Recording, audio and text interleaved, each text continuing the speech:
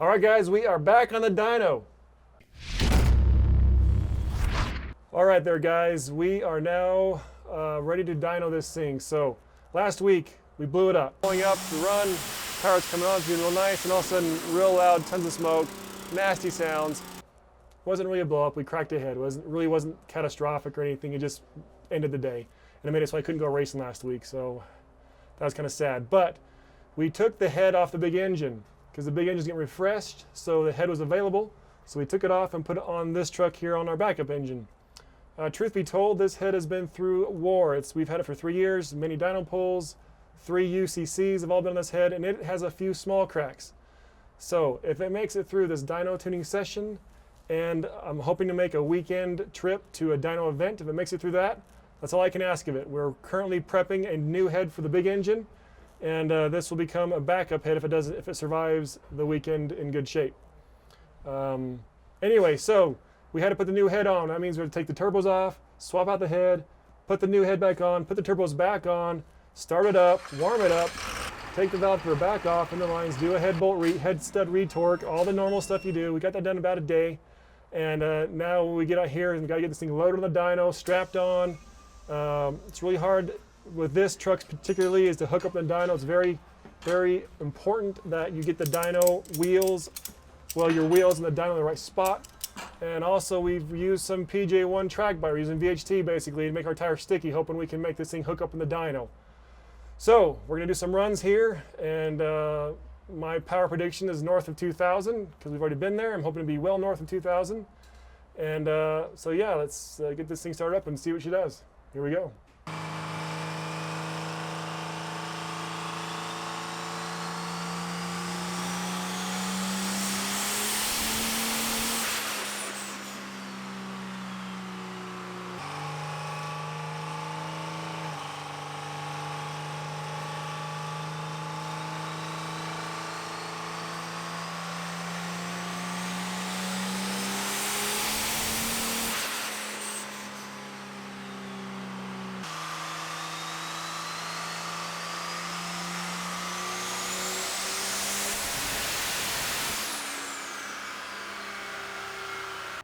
All right there, guys, that's going to wrap it up for today's dyno. As you saw, we had a cracked, well, maybe you're seeing it right now with the video, we have a cracked governor housing on the pump.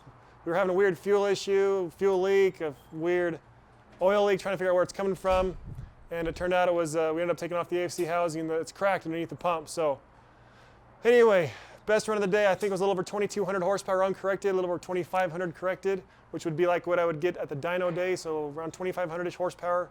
If I go up tomorrow, we're going to try to get this thing fixed quickly so we can make the trip up to the last Northwest diesel dyno circuit tomorrow. And so yeah, just making good power. So that's going to wrap us up. Hope you had a great day. Hope you enjoyed watching this beast in the dyno. It's always fun to drive. Even if it's just on a dyno, it's still a little bit scary. All right, guys, we are now back here. It's Monday afternoon. My truck is here on the trailer, as you can see. So long story, we had this thing ready to go Saturday. We're gonna take this truck up and Josh's 05, which has been dominating the large single class. Pretty much every event he's gone to, he has won by a fair margin. And he decided he wanted to up the ante for the last one, so he put on a bigger turbo. I'll let him disclose that when he's ready, but he was about to add a bunch of power to his previous, high 900 horsepower fuel in the runs.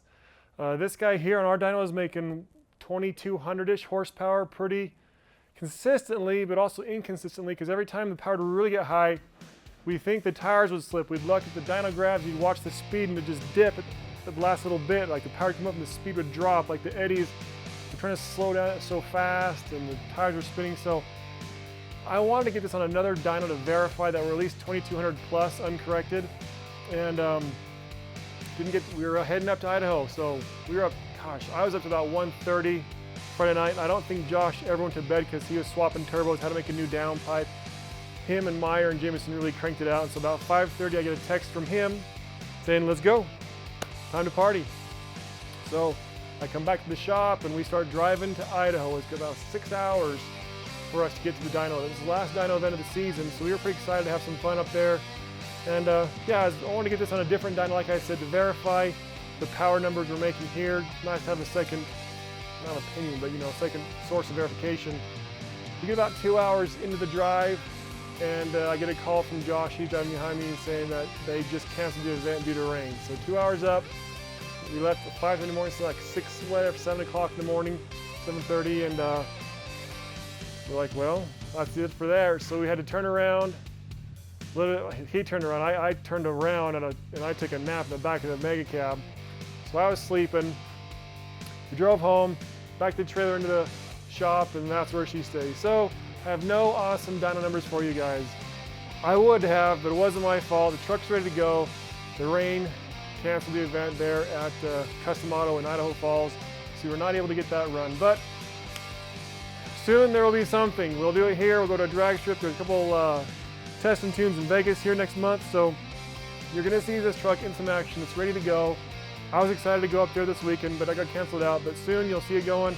I'm excited playing it, and yeah, it's gonna be great. Sorry, again, no action footage for you, but it wasn't our fault this time. Next time you'll see it. Thanks guys, we will see you later.